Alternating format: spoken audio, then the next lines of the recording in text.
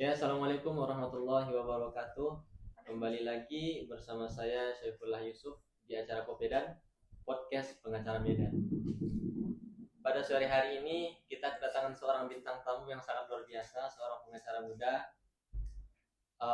Beliau adalah Kak Chandra Satria Siritonga, SH. Selamat datang, Kak Chandra. Iya, selamat datang. Jadi pada sore kali ini kita akan berdiskusi dengan Kak Chandra seputar, mungkin kita akan bahas sedikit tentang perceraian, karena mungkin berdasarkan berdasarkan fakta yang muncul di lapangan, fakta yang timbul di lapangan, banyak sekali pernikahan itu tidak bisa kuat sampai dengan hari tua.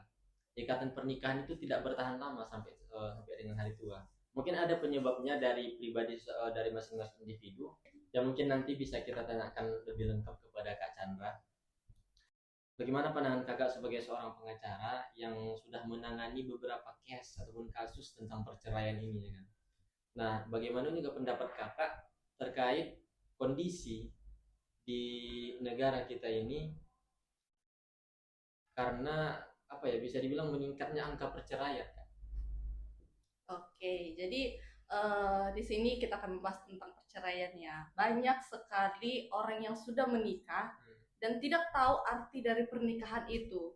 Banyak orang yang menikah itu dia menganggap pernikahan itu untuk tinggal bersama, bukan untuk hidup bersama. Sedangkan pernikahan itu sebenarnya adalah ibadah gitu. Jadi banyak yang menyalahartikan dari pernikahan itu, dan banyak sekarang ini pernikahan dini. Ibaratkan pun pernikahan dini ini ya, kalau secara hukum perdata memang bisa dibilang ini bukan dini, tapi lebih awal dia untuk menikah. Ibaratkan pernikahan yang bagus itu menurut saya ya sekitar 25 ke atas gitu. Jadi tingkat kematangan pemikiran seseorang itu sudah lebih matang gitu. Tapi banyak pernikahan itu 19 tahun ke bawah gitu, sehingga mental atau kesiapan orang tersebut belum siap untuk hidup bersama. Nah, dan banyak juga orang menikah itu hanya karena keterpaksaan atau omongan-omongan orang lain gitu. Karena pada hakikatnya itu banyak orang yang menikah itu karena disuruh-suruh ataupun untuk menghindari yang namanya zina. Perjodohan juga mungkin bisa jadi, iya, bisa juga ya, perjodohan gitu. Jadi untuk menghindari zina ini tadi, orang ya udahlah saya menikah gitu, tanpa memikirkan apakah mental saya siap untuk menghadapi orang ini. Kedepannya gitu gimana, nggak dipikirkan Iya. gitu, Kak ya? Jadi dengan yang sekarang ini banyaknya juga kasus-kasus perceraian ya, dan terkadang kita juga nggak tahu gitu di mana sih sebenarnya dia nggak sanggup untuk mempertahankan rumah tangganya itu, bahkan karena cuman cekcok-cekcok aja bisa cerai. Dan segampang itu terkadang hakim untuk memutuskan perceraian itu. Oke, bentar Kak. Tadi kakak ada singgung sedikit ya kan. Eh, Kenapa seseorang itu mungkin bisa bercerai dengan istri ataupun suaminya, kan mungkin salah satu faktornya itu karena terjadinya pernikahan dini, ya kan. Iya. Nah, jadi berdasarkan sepengetahuan kakak lah, keilmuan kakak ya kan, berdasarkan undang-undang itu berapa tahun sih kak baru diperbolehkan untuk menikah? Kalau secara hukum perdata, menikah itu sebenarnya sudah bisa di umur 19 tahun. Tapi tingkat kematangan atau kedewasaan seseorang itu masih bertumbuh, baru-baru bertumbuh lah di situ. Dan itu tingkat seseorang masih labil gitu. Dia belum, mentalnya belum teratur gitu kan. Jadi emosional dia itu masih ya melonjak gitu. Jadi ketika dia dibentak, dia bakalan down langsung gitu. Sedangkan pernikahan itu nggak akan selesai ributnya kecuali selesai karena kematian. Begitu. Dan kalau misalkan kita juga melihat alasan-alasan daripada perceraian itu secara undang-undang pasal 19 nomor 9 tahun 1975 gitu sudah diatur di sana alasan-alasan untuk melakukan perceraian.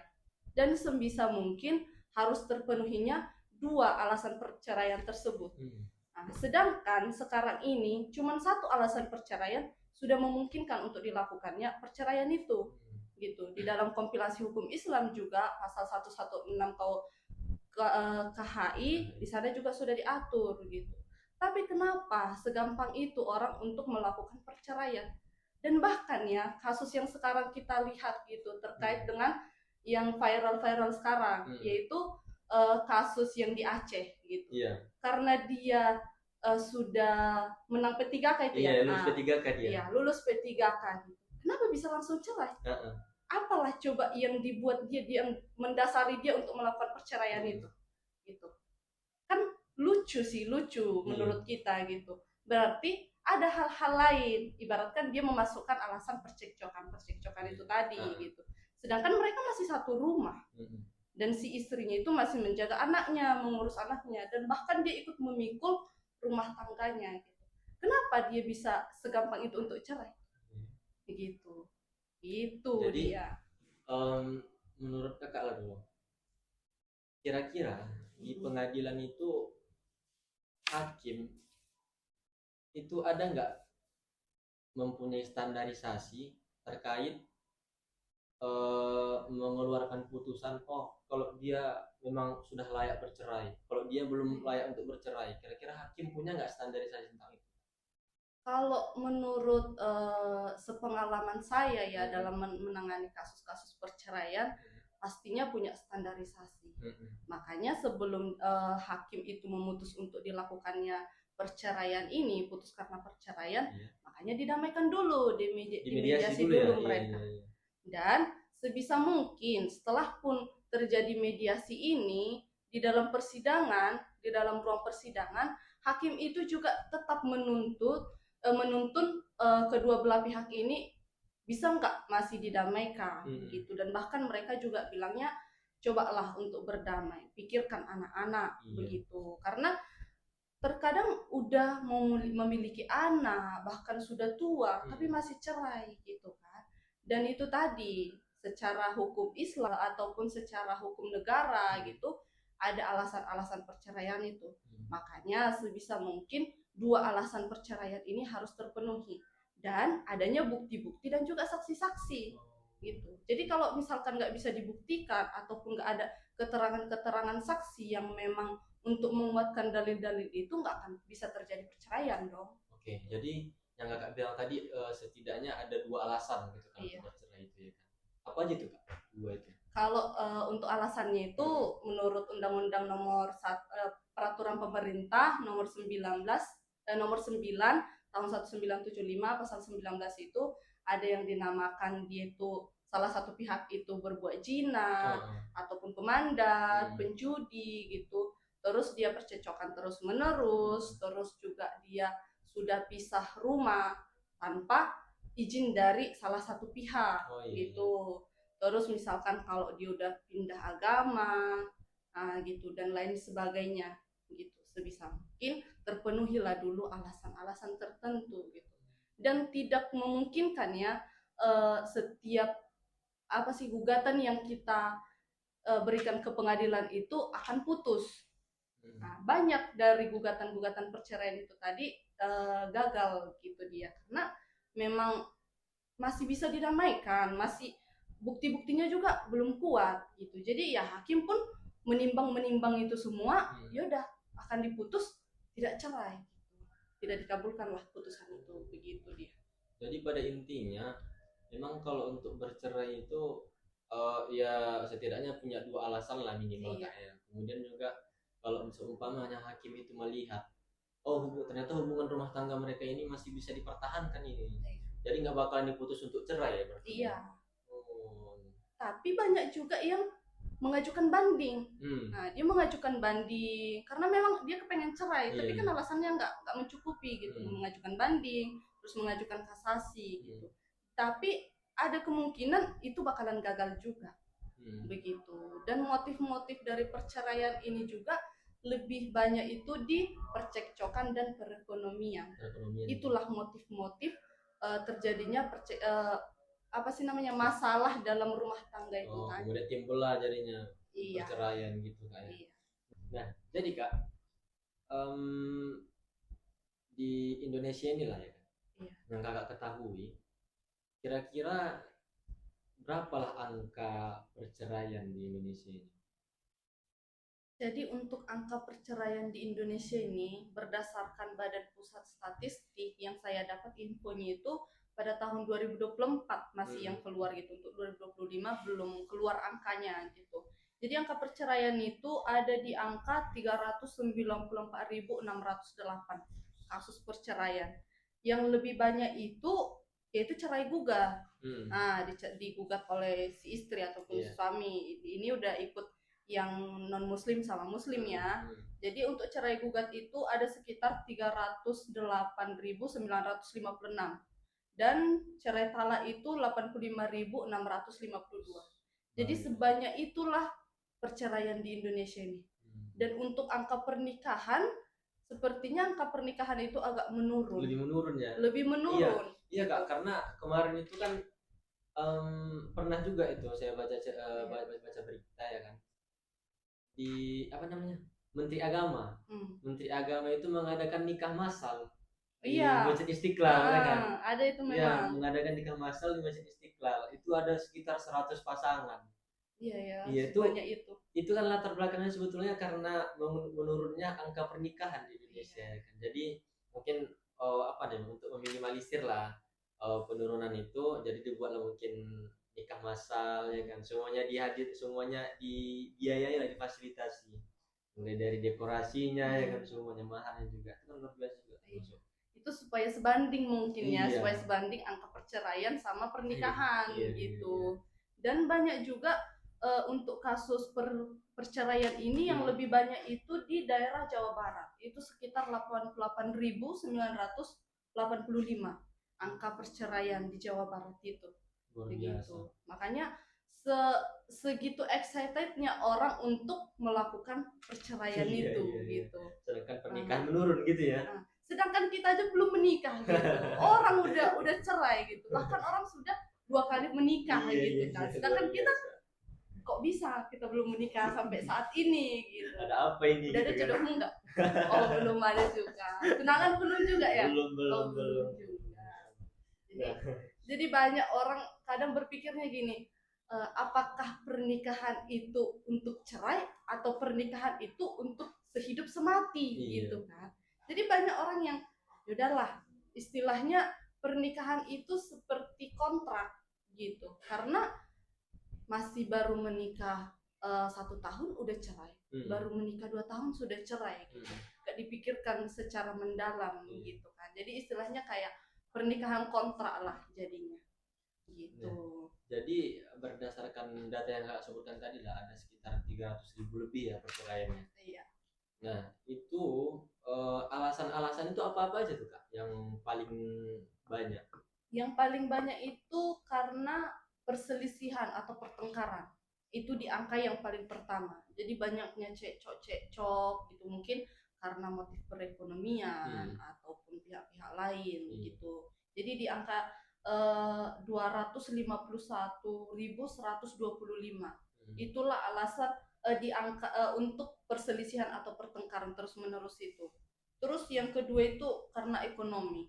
Nah, jadi sebenarnya karena ekonomi ini itu tadilah yang mendasari, bahkan kayak ibaratkan dijodoh-jodohkan, belum ada kerjanya sudah menikah, belum siap gitu ya kan. Iya. Ataupun banyak juga yang maaf katanya menikah karena sudah hamil duluan. Hamidun. Iya, hamidun dulu dia gitu kan. Ujung-ujungnya yaudah nikah lah. Nikah lah, terpaksa gitu, jadinya. Terpaksaan lah gitu kan. Ya ujung-ujungnya cerai gitu karena nggak bisa memenuhi ekonomi ini tadi gitu. Terus yang ketiga itu salah satu pihak meninggalkan pihak yang lain gitu. Banyak juga yang ibaratkan begini, dia izinnya itu pergi kerja, tapi nggak pulang lagi, nggak pulang lagi dia, ibaratkan kayak Bang Toib lah istilahnya gitu kan. Nggak pulang-pulang, dia nggak pulang-pulang gitu. Tapi ada juga dia pergi bekerja, terus istrinya tiba-tiba melahirkan. Wah. Gitu. Itu gimana gitu kan? Wah. Banyak kasus Memang yang seperti itu. Ada yang begitu kan? Ada. Oh, iya? Dan sudah ada juga yang kita tangani seperti itu gitu. Dan bahkan kalau yang biasa saya tangani ya, itu untuk perceraian itu usianya itu ya, usia pernikahannya itu ada yang memang sudah 10 tahun, 20 tahun, tapi banyak juga usia yang bercerai itu kelahiran tahun 2000 ke atas gitu. Maksudnya 2000, 2001, 2002 Iya, gitu ya? iya. Jadi yang 90-an ini jarang gitu. Tapi yang kelahiran tahun 2000-an itu udah pada cerai gitu. Nah, sedangkan kita yang tahun 90 ini menikah pun belum gitu. Mereka udah cerai. Jadi itulah yang pada intinya kakak sampaikan tadi ya di awal. Memang kalau untuk pernikahan ini supaya awet ya memang harus sama-sama siap lah gitu lah ya kan, supaya tidak terjadi perceraian itu tadi ya kan. Luar biasa. Tapi ada juga alasan perceraian itu karena salah satu pihak itu murtad gitu. Oke, keluar dari agamanya dalam artian itu. Iya. Dan itu juga merupakan salah satu alasan untuk melakukan cerai. Karena nggak mungkin kan di Indonesia ini kan tidak berlaku lagi pernikahan beda agama, gitu. Dan bagaimana mungkin atau apa jadinya nanti rumah tangga itu jika salah satu pihak atau suami istri ini nggak satu agama? Gimana mereka membimbing anaknya? Gitu. Banyaklah kejadian-kejadian seperti itu, makanya di Indonesia ini juga dilarang untuk melakukan pernikahan beda agama gitu. Kalau dulu memang pernah ada aturan hukumnya itu untuk bisa melakukan pernikahan beda agama itu, tapi udah nggak di apa sih namanya itu istilahnya, udah nggak relevan lagi ya. Iya, karena memang nggak bagus lah gitu. Gimana cara mereka untuk membimbing anaknya, nanti anaknya ini jadi hilang arah lah. Iya, mungkin itu juga lah aspeknya kenapa mungkin dilarang gitu pernikahan agama. Oke, jadi mungkin itulah tadi hasil diskusi kita bersama Kak Chandra seputar perceraian.